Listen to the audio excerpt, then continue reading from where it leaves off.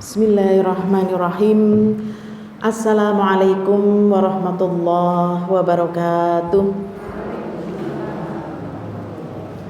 Ibu-ibu yang dirahmati Allah, banyak orang tidak fokus pada masalah hati.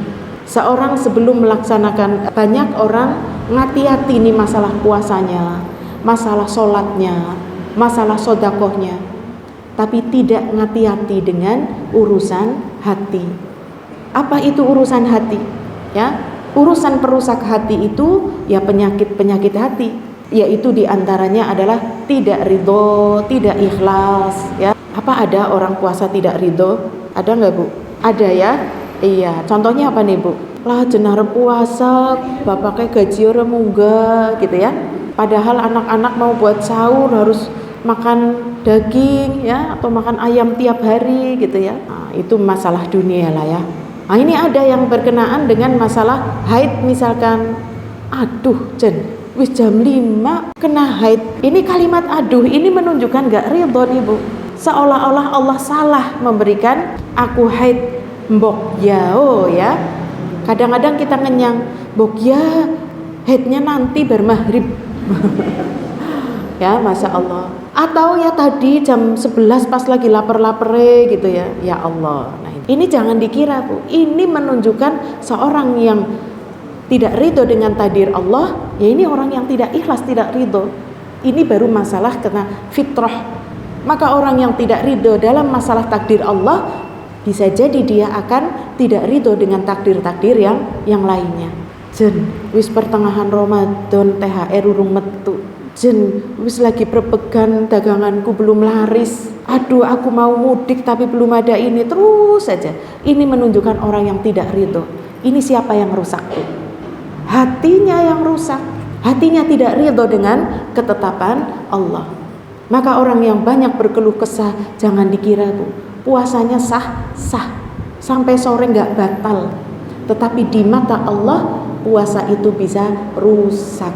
Nah inilah, padahal Allah sudah mengatakan as-saumu li, puasa itu untukku, wa ana ajzibi, dan aku yang akan memberikan balasan puasa. Puasanya sah Bu, bener, karena nggak makan dan nggak minum ya. Tapi di sini isinya ngedumel, ngeresula, sambat, Masya Allah ya. Belum lagi dia suudzon kepada Allah. Kenapa sih ya Allah, bok ya aku uwis sih. Masya Allah, uwis sih apanya? Ujiannya gitu ya. Ini sudah suudzon kepada Allah. Belum lagi suudzon kepada manusia. Jan kebangetan ya, saudara-saudara suamiku, saudara-saudaraku misalkan ya, sudah berburuk sangka. Lagi-lagi ini perkara hati. Padahal tujuannya Allah memerintahkan puasa adalah takwa, dan takwa tempatnya di hati.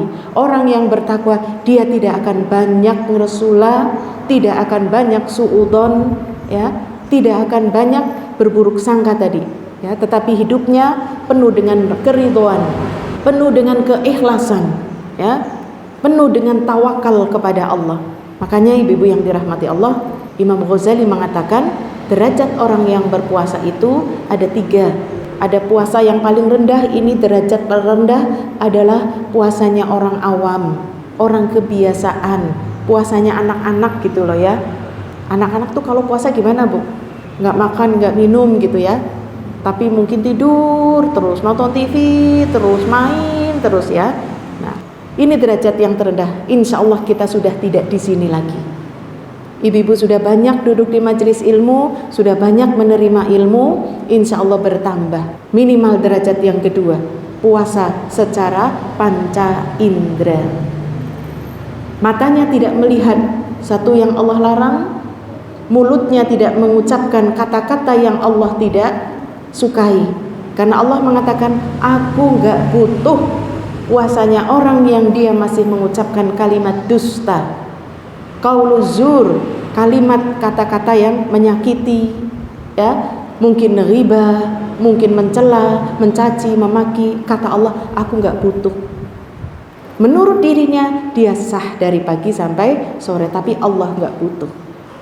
Maka ini ibu-ibu yang dirahmati Allah, puasa panca indera itu tahan lisan, tahan mata, tahan pendengaran, tahan tangan, kaki, semua panca indera kita untuk melakukan hal yang Allah tidak ridho.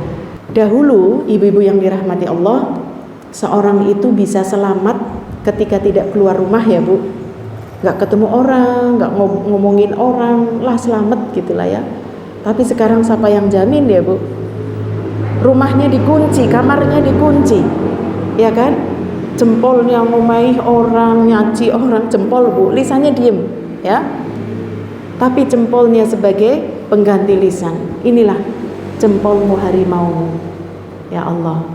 Belum lagi kita mendengarkan, melihat hal-hal, Masya Allah.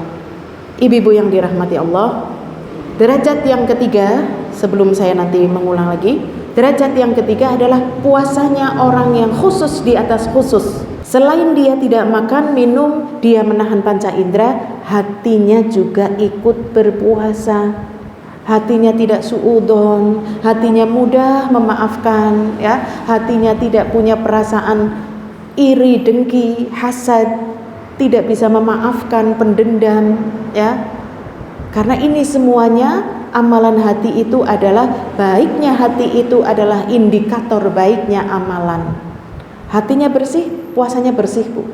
Tapi kalau hatinya penuh dengan dendam, ya sudah, puasa tapi hawanya kesuh baik, kesuh tahu nggak Bu, marah terus, hawanya tuh begitu. Jadi tujuan orang yang berpuasa itu tadi adalah takwa, bersihnya hati. Lalu kenapa Rasul Shallallahu Alaihi Wasallam mengatakan, man shoma ramadhana imanan wahtisaban ghufira lahu ma taqaddama min dzambih. Barang siapa yang berpuasa Ramadan imanan, iman itu letaknya di mana iman Bu? Di hati. Iman itu yakin, yakin itu tempatnya di sini. Wahtisaban, berharap pahala. Berharap pahala itu di mana? Di hati lagi. Jadi ternyata siapa yang berpuasa Ramadan karena amalan hati yaitu iman, dan karena amalan hati yaitu mengharap pahala, ghufira lahu ma taqaddama min dzambih. Dia akan diampuni dosa-dosanya yang telah lalu. Jadi ternyata amalan hati itu jauh lebih penting daripada amalan anggota tubuh. Bukan berarti anggota tubuh disepelekan ya. Anggota tubuh itu sholat Bu, sholat tetap wajib.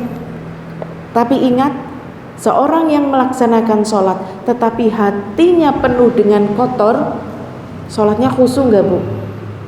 Sholatnya nggak khusyuk Bu. Lagi sholat kemutan kedeneng suara motor ibu fulana, kemutan ya, sing kemarin gawe ukoro gitu ya.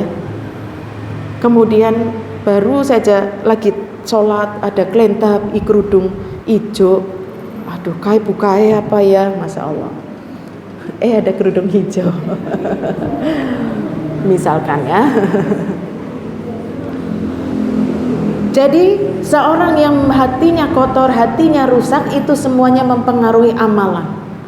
Hatinya punya iri, punya dengki, mau sodakoh itu ujar-ujare aku ora lebih akeh apa, mana ikhlasnya, iya kan ya? Iya, karena rusaknya hati ya. Seorang yang melaksanakan ibadah haji dan umroh karena punya perasaan hasad, dengki, riya dan sebagainya, uploadlah biar semua orang tahu bahwa aku itu mau melaksanakan ibadah umroh misalkan ya. Jadi ibu-ibu yang dirahmati Allah, amalan-amalan anggota badan itu tadi rawan daripada riya ya. Maka sekali lagi ibu-ibu yang dirahmati Allah, semua tujuan puasa di sini yang terpenting adalah amalan hati. Maka sebelum kita memasuki bulan Ramadan, kita belum terlambat sih membersihkan hati 1 pekan ya, atau 9 hari ya, tidak apa-apa. Kalau maksimal ya itu sungguh luar biasa ya, Masya Allah. Kemudian kenapa puasa itu menjadi amalan yang luar biasa di sisi Allah? Tadi ya, amalan